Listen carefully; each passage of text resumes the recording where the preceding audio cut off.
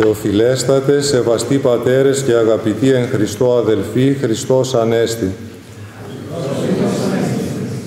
Ειλικρινά διόλου δεν επιθυμώ να αφήνω την αποκλείστρα μου και να ανέρχομαι σε διδασκαλική έδρα, αλλά η αγάπη του εκλεκτού αδελφού Γιουζέπε Μπαλσαμά και η υπακοή στην Ιερά Κοινότητα του Αγίου Όρους με ανάγκασαν να βρεθώ σήμερα κοντά σας και να εκφέρω φτωχούς λόγους για την ασκητική ζωή του Γεραρού Άθωνα.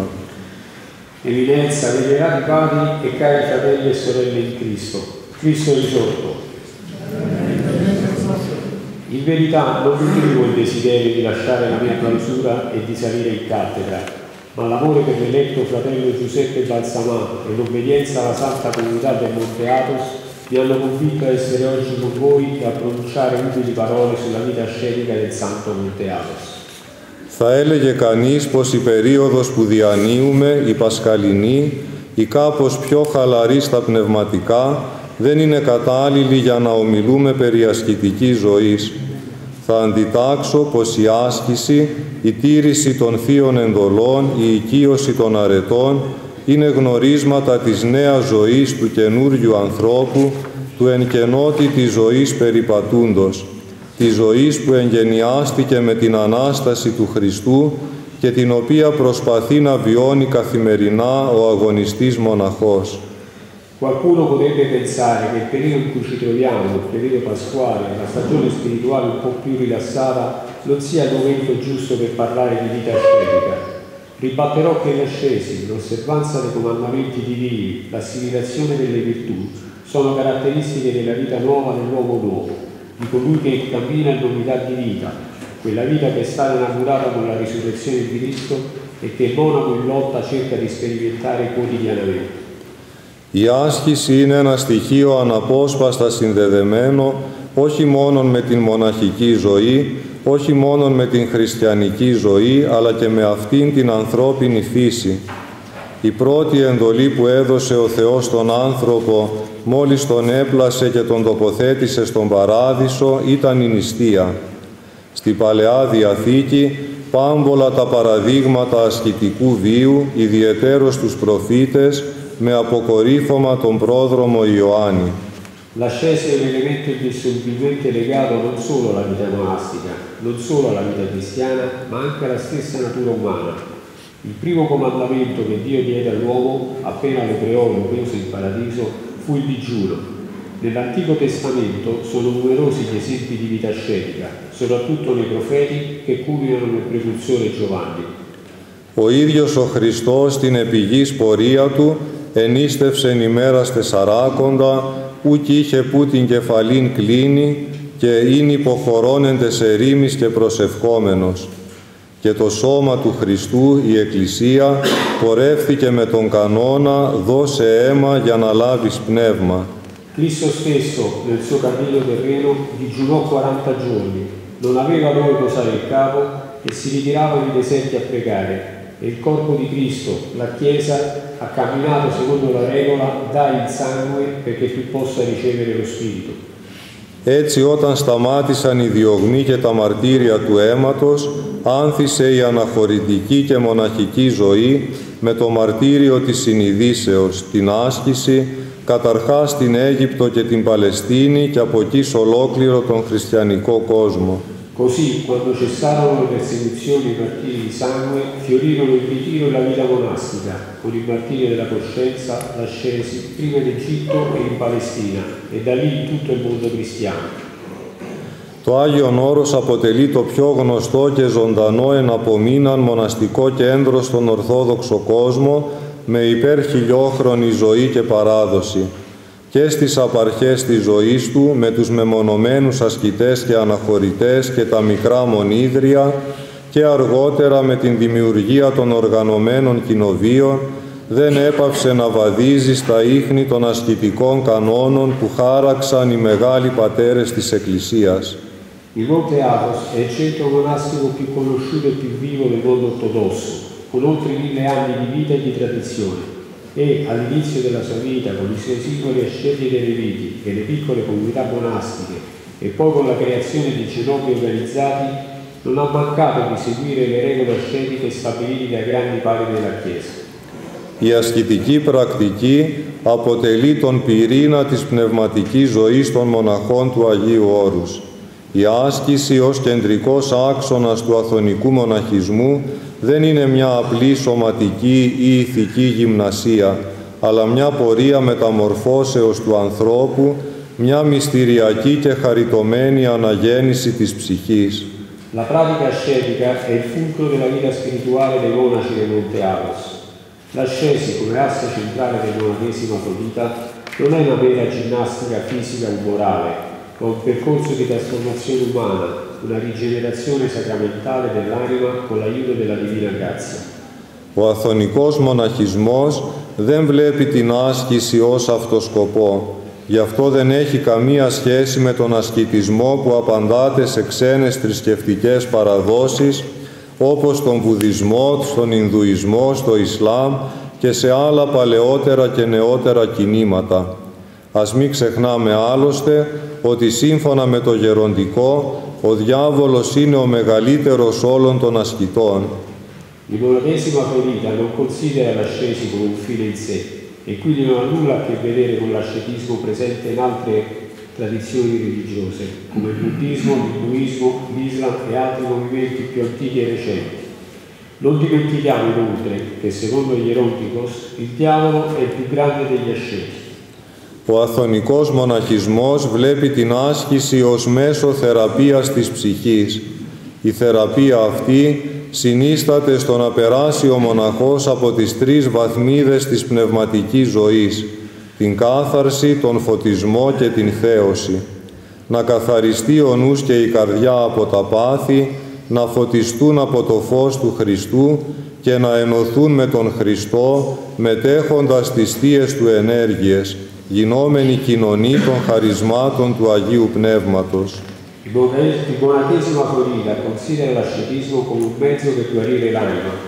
Questa terapia consiste nel passaggio del monaco attraverso le 3 fasi della vita spirituale: purificazione, illuminazione e deificazione. Purificare la mente e il cuore dalle passioni, essere illuminati dalla luce di Cristo e unirsi a Cristo, partecipando alle sue energie divine, diventando partecipi dei doni dello Spirito Santo. Για τον λόγο αυτό και στην αγιορητική ζωή δεν νοείται άσκηση χωρίς παράλληλη συμμετοχή στα μυστήρια της Εκκλησίας μας. Ασκητική ζωή και μυστηριακή ζωή, άρρηκτα συνδεδεμένες και συνυφασμένες, εκφράζουν την συνεργία Θεού και ανθρώπου και συγκροτούν το θεραπευτικό σχήμα που ακολουθεί ο μοναχός για να πραγματώσει τον σκοπό του, την ένωση με τον Θεό, την σωτηρία Του. Per questo motivo, anche nella vita del Monte Athos, l'ascesi non si comprende senza una parallela partecipazione ai misteri della nostra Chiesa. Vita ascetica e vita sacramentale, indissolubilmente legate e intrecciate, esprimono la sinergia di Dio e dell'uomo e costituiscono lo schema terapeutico che il monaco segue per realizzare il suo scopo, la sua unione con Dio, la sua salvezza.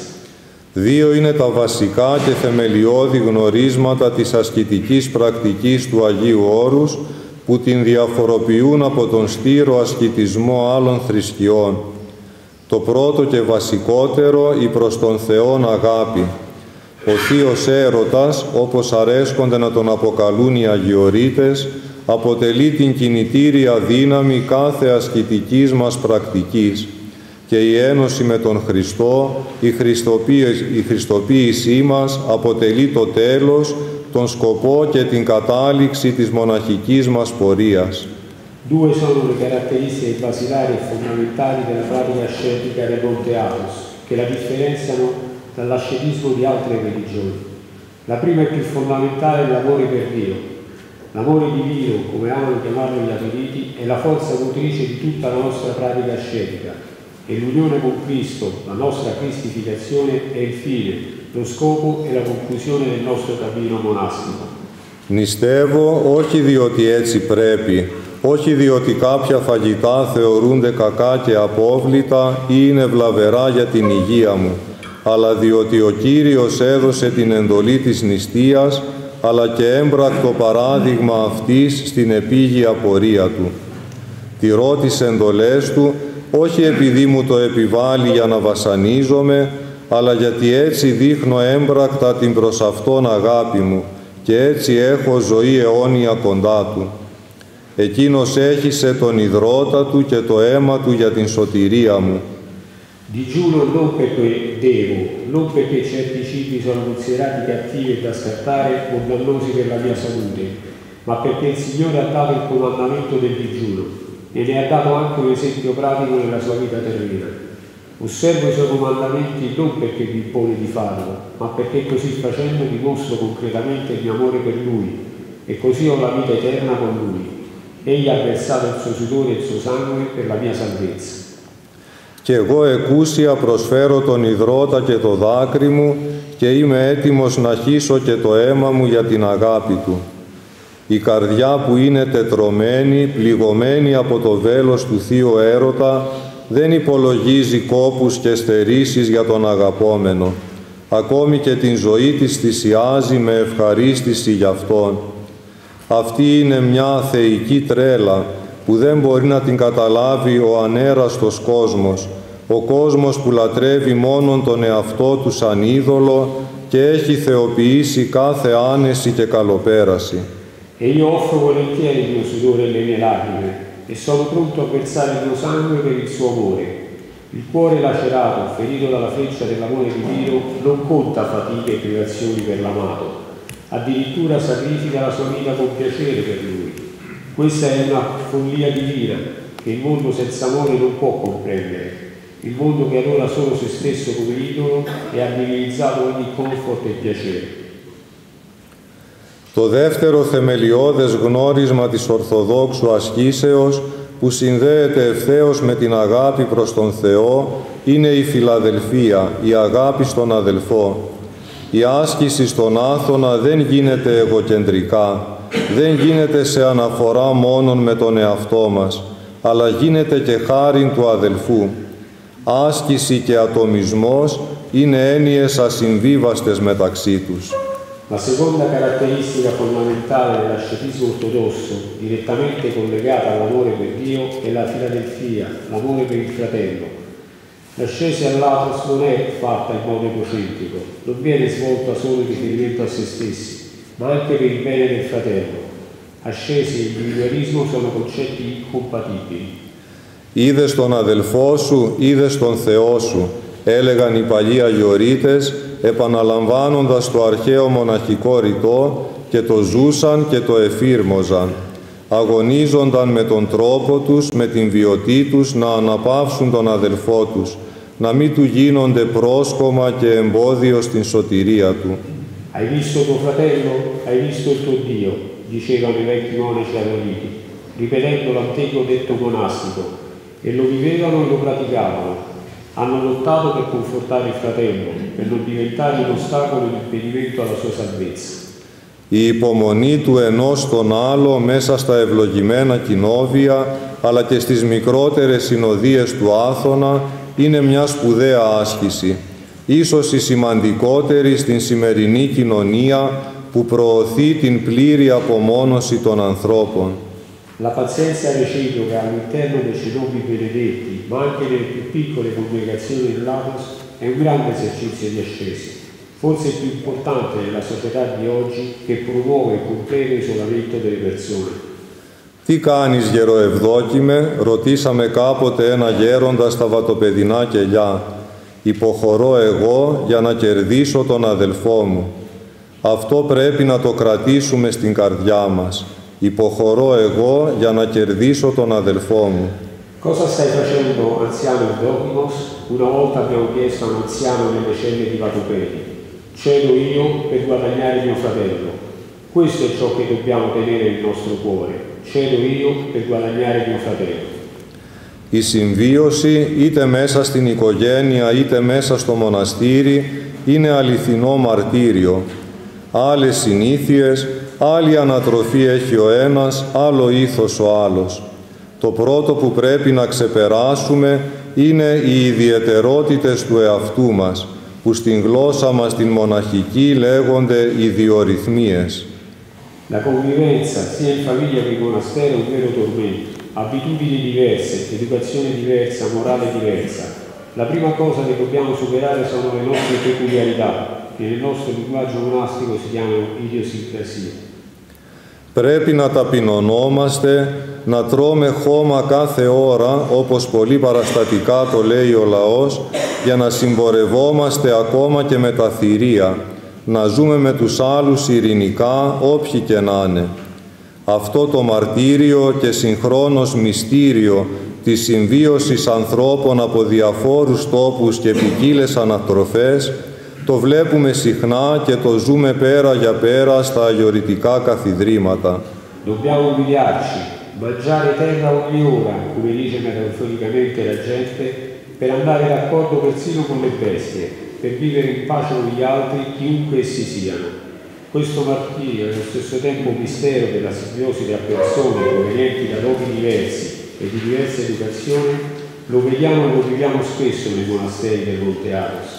Ο Γεροευδόκιμος δυσκολευόταν με τον υποτακτικό του Ιγνάτιο, όμως συμβίωνε ειρηνικά, επαναλαμβάνοντας την ρίση «υποχωρώ εγώ για να κερδίσω τον αδελφό μου». Και αυτό όχι αναστενάζοντας, αλλά πάντα έχοντας το πρόσωπό του συνοδευτικό το γλυκύ του μηδίαμα.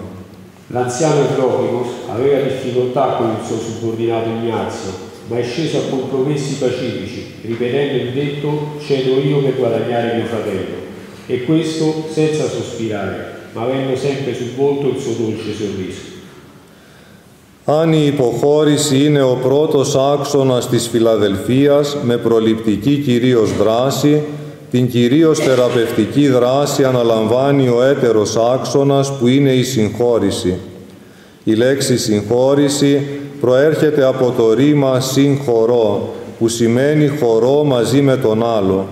Για να μπορώ όμως να χωρώ μαζί με τον άλλο στον ίδιο χώρο, θα πρέπει να έχω νικήσει το υπερτροφικό μου εγώ, το οποίο καταλαμβάνει όλο το είναι μου και σπανίως αποδέχεται τους άλλους μη ωφελημιστικά. Se fare un passo indietro è il primo asse dell'amore per il fratello, con un'azione prevalentemente preventiva, l'azione terapeutica principale è svolta dall'altro asse, che è il perdono. La parola perdono deriva dal verbo perdonare, che significa sto insieme con l'altro in uno spazio circoscritto, ma per poter stare con l'altro nello stesso spazio devo aver superato il mio io ipertrofico, che occupa tutto il mio essere e raramente accetta gli altri in modo non utile e realistico. Έτσι, η άσκηση, η νηστεία, ο αγώνας για την μεταμόρφωση των παθών στις αντίστοιχες αρετές δεν είναι τίποτε άλλο από μια λίανση και σμίκρινση του εγωισμού μας για να μπορέσουμε να συγχωρέσουμε τους αδελφούς μας. Γι' αυτό η Αγία μας Εκκλησία, πριν την έναρξη της Μεγάλης Τεσσαρακοστής, προτάσει τον κατανυκτικό εσπερινό της συγχωρήσεως. Λαμβάνουμε και παρέχουμε συγχώρηση για να ξεκινήσουμε το μέγα στάδιο των αρετών και της ασκήσεως και να καταλήξουμε στα 7 πάθη και την ζωηφόρο Ανάσταση του Κυρίου μας. Così l'ascesi, il digiuno, la lotta per la trasformazione delle passioni nelle virtù corrispondenti non è altro che una levigatura, una riduzione del nostro io, in modo da poterci adattare ai nostri fratelli.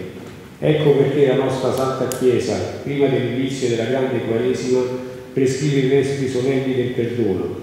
Riceviamo e concediamo il perdono per iniziare la grande tappa delle virtù e dell'ascetismo e culminare nella venerabile passione e nella vivificante risurrezione di nostro Signore. Ο κάθε αγιορείτης μοναχός κατά την τελετή της κουράς του, με την οποία εισέρχεται επίσημα στις τάξεις των μοναχών, θέτει τον εαυτό του στην δούλευση του Δεσπότου Χριστού και υπογράφει νοερά ένα συμφωνητικό μαζί του. Το άγραφο στα χαρτιά του κόσμου, αλλά γραμμένο στις δέλτους του ουρανού συμφωνητικό αυτό, περιέχει τις 3 βασικές μοναχικές αρετές, γνωστές σε όλους με τα λόγια και άγνωστες με τα έργα, την υπακοή, την πτωχία και την παρθενία.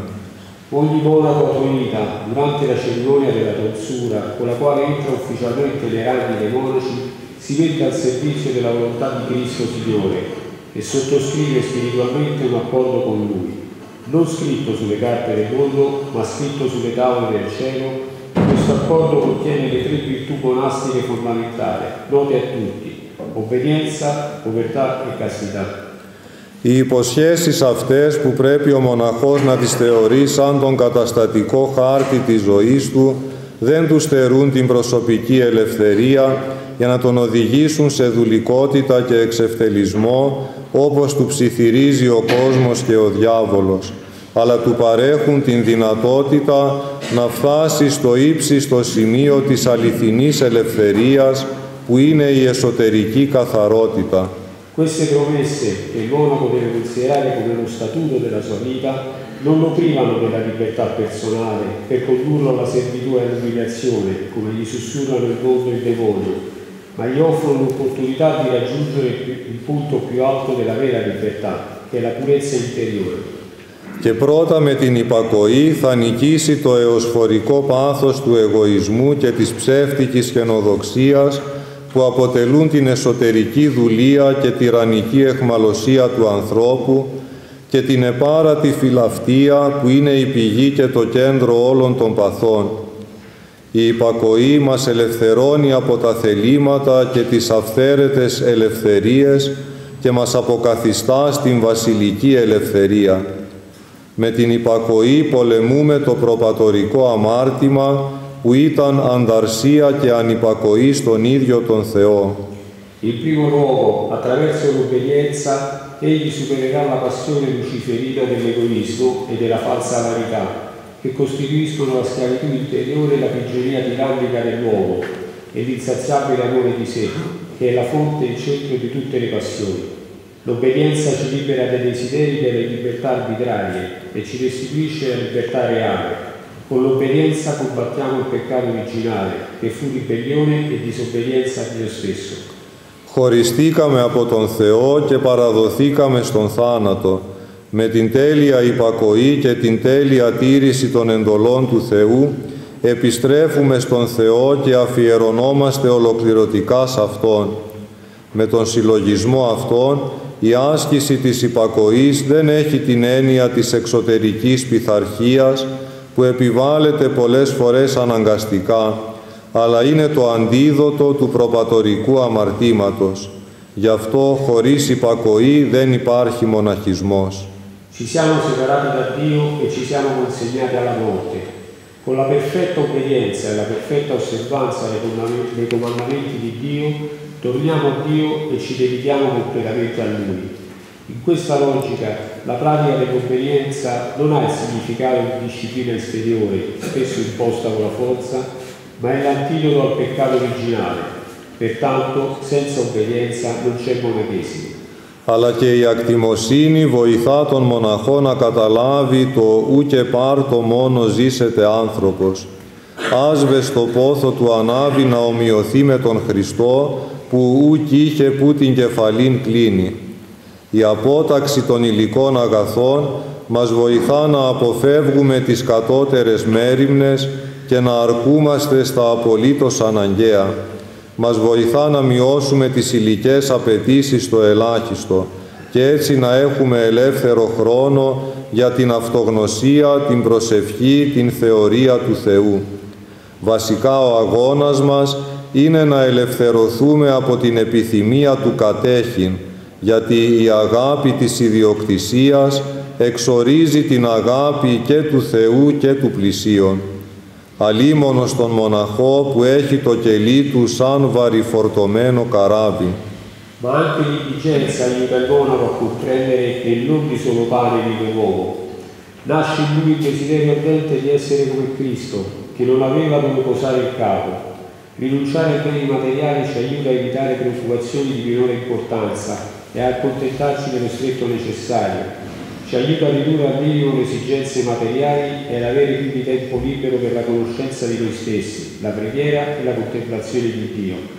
In sostanza, la nostra lotta consiste nel liberarci dal desiderio di possedere, perché l'amore del possesso bandisce sia l'amore verso Dio sia quello verso il prossimo. Guai al monaco la cui cella è come una nave carica di tutto punto.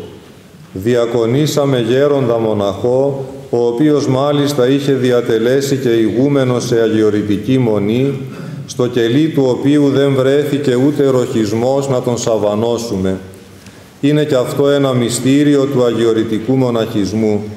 Να βλέπεις μοναστήρια λαμπροστόλιστα, με τα καθολικά τους και τα συνοδικά τους, να αντικατοπτρίζουν όλη την βυζαντινή μεγαλοπρέπεια και στα αφανή στον κόσμο κελιά των μοναχών τους να επιβιώνει ο αρχαίος, λιτός και απέριτος Αιγυπτιακός μοναχισμός.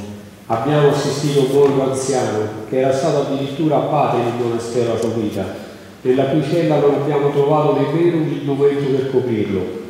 Anche questo è un mistero del monachesimo aiolita. Vedere monasteri adornati di splendore, con i loro catolicon che riflettono tutta la grandezza bizantina, e nelle celle dei loro monaci, nascosti al mondo, sopravvive l'antico, semplice e casto monachesimo egiziano. Να βλέπεις ευάσμιους γεροντάδες να λειτουργούν στο καθολικό της μονής επίσημα και λαμπρά, σαν να βρίσκονται στην Αγία Σοφιά με τον Αυτοκράτορα και τον Πατριάρχη, και έπειτα ρακένδυτοι με τα χιλιομπαλωμένα παλιόρασά τους να διακονούν αφανώς στις πιο ταπεινές διακονίες, χωρίς να διακρίνονται από τον τελευταίο μοναχό. Vedere venerabili anziani ufficiare solennemente e splendidamente nella chiesa principale del monastero come se fossero nella basilica di Santa Sofia con l'imperatore e il patriarca, e poi, vestiti di stracci con le loro vecchie vesti d'opere, servire invisibilmente nei ministeri più umili, senza distinguersi dall'ultimo dei monaci. Τρίτος όρος της συμφωνίας είναι η εγκράτεια, που όπως λέγουν οι πατέρες είναι κοινό επώνυμο των αρετών. Η αρετή της Παρθενίας πρέπει να είναι το κατεξοχήν μέλημα της ζωής του μοναχού, γιατί είναι η ζωή κατ' εικόνα του Ιησού. Είναι ο συνολικός καθαγιασμός της υπάρξεώς μας. Μας ενώνει με τον Χριστό. Η Παρθενία μας ελευθερώνει από το φρόνημα της σάρκας και μας παρέχει την δυνατότητα αδιάκοπης παραμονής στην αγάπη του Θεού. La terza condizione dell'accordo è la continenza, che, come dicono i padri, è il nome comune delle virtù. La virtù della castità deve essere la preoccupazione principale della vita del monaco, perché è vivere a immagine di Gesù. È la santificazione totale della nostra esistenza, ci unisce a Cristo. La castità ci libera la mente dalla carne e ci offre la possibilità di dimorare ininterrottamente nell'amore di Dio. Οφείλουμε να ασκούμε την εγκράτεια του σώματος παράλληλα με την συντριβή της καρδιάς, ώστε να μπορέσουμε να σβήσουμε το καμίνι της σάρκας μας με την δροσιά του Αγίου Πνεύματος. Αυτό προσπαθεί να επιτύχει ο μοναχός με την Παρθενία, χωρίς βέβαια να βδελίσετε τον γάμο και να απορρίπτει εκείνους που μέσα σε αυτόν αγωνίζονται για την σωτηρία τους. Dobbiamo praticare la continenza del corpo insieme alla contrizione del cuore per poter spegnere la fornace della nostra carne con il refrigerio dello Spirito Santo. Questo è ciò che il monaco cerca di ottenere attraverso la castità, senza ovviamente abolire il matrimonio e rifiutare coloro che in esso lottano per la propria salvezza. Η πραγμάτωση των υποσχέσεων της μοναχικής μας κουράς επιτυγχάνεται ή έστω υποβοηθείται και από άλλες μορφές ασκήσεως, όπως η νηστεία, η οποία είναι η πρώτη και ουσιαστικότερη μορφή ασκήσεως, που ο ίδιος ο Κύριος εφάρμοσε και δίδαξε όπως ήδη αναφέραμε. Δεν πρόκειται για μια απλή αποχή από τροφές, αλλά για ένα μέσο ελευθερίας από την τυραννία των παθών. Στα αγιορητικά κοινόβια μπορεί να μην βλέπουμε τις υπερβολικές νηστείες που διαβάζουμε στους βίους των παλαιών αναχωρητών, αλλά οπωσδήποτε τηρείται η ανάλαδη νηστεία κάθε Δευτέρα, Τετάρτη και Παρασκευή, όλες οι Τεσσαρακοστές, άλλες με αυστηρότερη και άλλες με χαλαρότερη νηστεία, όπως τα όρισαν οι Άγιοι Πατέρες στα μοναστικά τυπικά και η διαβίου αποφυγή της κρεοφαγίας. Il compimento delle promesse della nostra tonsura monastica è raggiunto, o almeno favorito, da altre forme di pratica, come il digiuno, che è anche la prima e più essenziale forma di ascesi. che il Signore stesso ha praticato e insegnato, come abbiamo già accennato. Non si tratta di una semplice astinenza dal cibo, ma di un mezzo per liberarsi dalla tirannia delle passioni. Nelle comunità unite potremo non vedere i digiuni eccessivi di cui leggiamo nelle vite degli antichi asceti, ma strettamente il digiuno senza olio viene osservato ogni lunedì, mercoledì e venerdì, tutte le quaresime, alcuni con un digiuno più rigido, altri con uno più moderato, come prescritto dai santi padri dei rituali monastici, e si osserva l'astensione dal consumo di carne per tutta la vita. Αυτή είναι η θεατή πλευρά της σπουδαίας αυτής ασκητικής πρακτικής. Ποιος όμως βλέπει τον μοναχό που σηκώνεται πάντοτε από την τράπεζα, ακόμη ίσως και την ημέρα του Πάσχα, χωρίς να έχει χορτασμένη την κοιλιά του από τα υλικά αγαθά? Ποιος βλέπει τον μοναχό που θα τον κεράσουν ένα γλυκό και αυτός αντί να το φάει θα το προσφέρει κρυφά σε άλλον αδελφό του και εκείνος σε άλλον, και το παρασκεύασμα θα κάνει τον γύρο που έκανε το σταφύλι στην Αιγυπτιακή σκήτη που αναφέρεται στο Λαυσαϊκό? Questo è il lato visibile di questa grande pratica ascetica. Ma chi vede il monaco che si alza sempre da tavola, magari anche nel giorno di Pasqua, senza avere la pancia piena di beni materiali? Chi vede il monaco che riceverà un dolce invece di mangiarlo, lo offrirà di nascosto a un altro fratello e questo fratello un altro ancora? Anche la veglia è uno degli aspetti più caratteristici dell'ascetismo agonita. I monaci restano svegli nella preghiera e nella salmodia, imitando le schiere angeliche. La preghiera notturna è considerata particolarmente piena di grazia, poiché la mente non viene distratta dalle preoccupazioni del giorno. Per veglia non intendiamo solo le veglie notturne che si tengono in chiesa in onore di un santo o di un evento dell'economia divina, o le funzioni quotidiane che iniziano all'alba, ma anche quella che il monaco compie nella sua cella e che non è percepita da nessuno tranne Dio. Per il monaco compattente la cella è una specie di arena, una specie di palestra, è un luogo di esercizio e di preghiera, uno stile di vita particolare, ma anche un luogo di discepolato, di insegnamento, di studio e di lavoro spirituale. Rimani nella tua cella e ti insegnerà tutto, dicevano i vecchi monaci adoniti, che non accettavano in alcun modo gli spostamenti dei monaci, non solo fuori dal Monte Athos, ma perfino al suo interno. Grazie a Dio abbiamo incontrato monaci di questo tipo, profondamente radicati nel loro luogo. L'anziano Gregorio viveva nella schiera del monastero nostro vicino, Xenofontos. Venne su Monte Athos da giovane, è morto molto anziano. Dal 1909 al 1990 ha vissuto in questa schiera, nella stessa cella, nella stessa stanza. Durante tutti quegli anni ha lasciato il Monte Athos solo 2 o 3 volte e quelle volte è stato obbligato dalla Schiti per il ministero esterno. Nel nostro monastero, a un'ora di distanza, è venuto solo 2 volte nella vita. Anche il silenzio che è eloquente, come dicono i padri, cioè il silenzio che si pratica con consapevolezza, è un esercizio nascosto e molto difficile. Ho conosciuto un monaco, lo descriverei come un pesce nel mare del monastero, che per molti anni ho creduto avesse l'udito ma non la parola. Beato lui, dissi tra me, Dio gli ha legato la lingua perché non pecchi. Anni dopo lo sentii leggere il saltello in chiesa e rimasi senza parole di fronte allo spirito combattivo di questo coraggioso atleta. Confesso che non sono riuscito neanche un giorno nella mia vita a imitare il suo spirito combattivo, nonostante lo invidiassi molto. In questo silenzio il monaco può anche lavorare sull'irreprensibile, un'altra forma di ascesi invisibile. In ogni impero di rabbia, in ogni incomprensione mi incolpo interiormente, mi considero colpevole anche se non lo sono. Corro per essere il primo a pentirmi e a chiedere perdono, anche se il fratello mi ha fatto un torto. Così la pace regna nel mio cuore, nella comunità del mondo intero. Ma se continuo a citare questi esempi, il tempo diventerà una storia da raccontare, perché il monaco che ama l'ascesi, la privazione, Dio e i suoi fratelli diventa davvero un grande inventore. Inventa e scopre i modi per offrire a Dio la sua adorazione, al fratello il suo ministero. Quando l'amore diventa una forza trainante, trova ogni momento il modo di rivolgere la mente e il cuore a Dio, anche se è occupato da una miriade di preoccupazioni della vita, di confortare il fratello, anche se è confinato nel suo letto di dolore per la malattia della vecchiaia. Queste sono le 2 gambe del monaco adonita, adorazione e ministero. in esse si suddividono le ore del giorno, con componente comune la vigilanza, l'attenzione e la prontezza, il ricordo della morte e la preghiera incessante.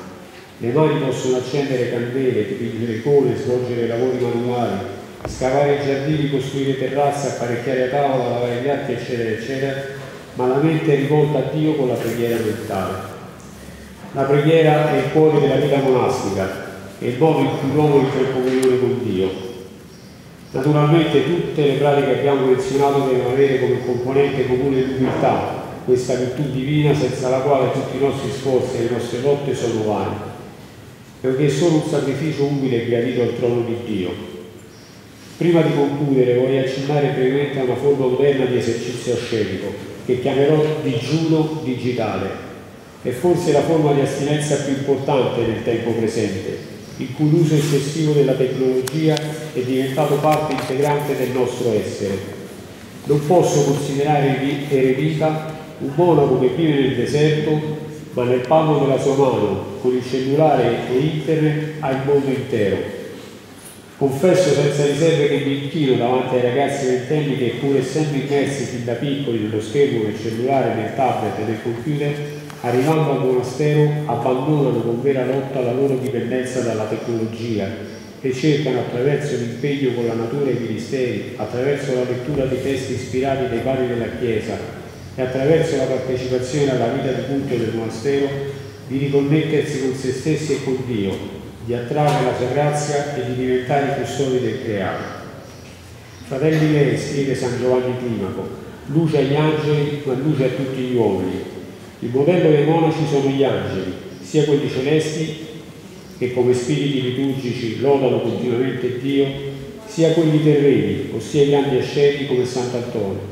E il modello di chi vive nel mondo siano i monaci che praticano lontano dal mondo. Invitate, fratelli miei, i monaci, fate delle vostre famiglie delle piccole chiese domestiche, dei piccoli monasteri, e vivete lì la vita ascetica della Chiesa ortodossa. Dio non chiede cose eccessive. L'ascesi può essere applicata alla vita quotidiana in modi semplici, un po' di digiuno, un po' di continenza, un po' di silenzio, un po' di preghiera sentita, un po' di pazienza, un po' di cedimento alla volontà del fratello, un po' di perdono, un po' di elemosina, un po' di digiuno digitale, un po' di privazione e sacrificio per Dio e per il fratello. Poche cose semplici, sempre unite alla vita sacramentale, e il Monte Athos è nella nostra casa, nel nostro lavoro, nella nostra società. Dobbiamo renderci conto che la tradizione liturgica ascetica ortodossa è un tesoro senza tempo, che può servire come antidoto e controproposta alle sfide e alle patologie del moderno stile di vita occidentale. Attraverso l'autocontrollo, l'umiltà e la preghiera, l'uomo acquisisce pace interiore e realizzazione spirituale. In un mondo alla costante ricerca della felicità materiale, l'ascetismo ortodosso offre la via della vera libertà e della deificazione. Studiamo le tante persone sante, sia moderne che antiche, e cerchiamo di imitarle, come loro hanno anche fatto, cercando di imitare Cristo stesso. Amen.